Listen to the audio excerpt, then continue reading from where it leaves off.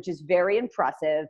I did note that you worked with Giovanni Maciocia, who most acupuncturists out there, they know who he is. He was very well known, wrote really good textbooks.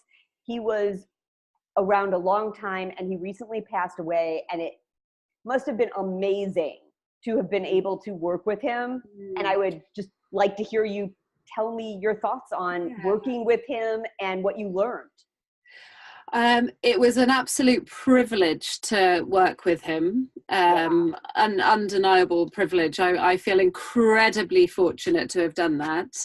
I worked for him when I was a very newly qualified acupuncturist. I literally had just come out of college, and I was just beginning to start practicing. And I worked with him while he was writing Diagnosis in Chinese Medicine, which is one of his many big, enormous books.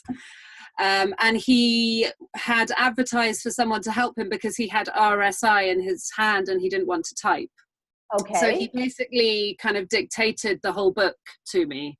And as we went on, and I became more familiar with the process, then he left me to sort of do a bit more of it, as it were. But he was amazing. I mean, he knew so much, and he was so generous with his knowledge. You know, I just nothing in comparison to him. I still know nothing in comparison to him, frankly. How long did he practice? He practiced for about 40 years, 35, 40 years. But he was incredibly generous in that as we worked together, he would check that I understood everything that that he was dictating to me. He would stop to explain things, to fill things in. And I got a glimpse of, you know, what it was like for him. I think that was his 4th major textbook. Okay. And each one, as you know, is incredibly long, incredibly dense. I have 3 of them. Yeah. And the work that went into them. It's okay. Go ahead. Okay. He just had the ability to churn out hundreds of thousands of words, often on his own, year after year after year after year. And, you know, as you know, he has inspired so many thousands, hundreds of thousands of acupuncturists over the world. Yes. And I feel like we're all very much indebted to him, really, for what he did. He was one of the first guys I heard about when I started school. Yeah, so, absolutely.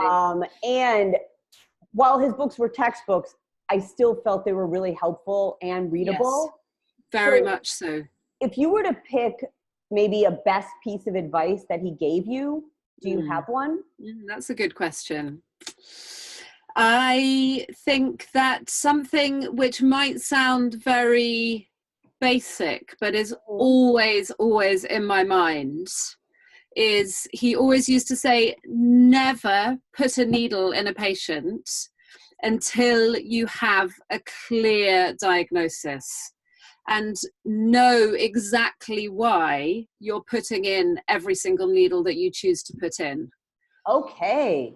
Well, so I think that's incredibly wise, because it just ensures that as a practitioner, we don't become a bit kind of airy-fairy, not really focusing on what we're trying to do and where we're trying to get the patient. Right. And to just think about what you're doing. Yeah. Don't just get lost. Exactly. Every day.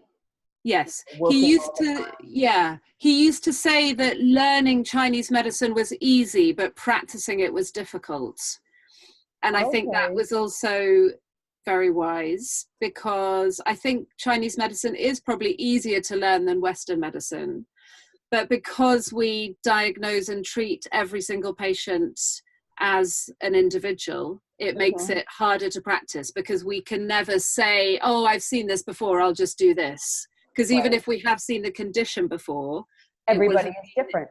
Yeah, in a different patient, and we need to approach it slightly differently.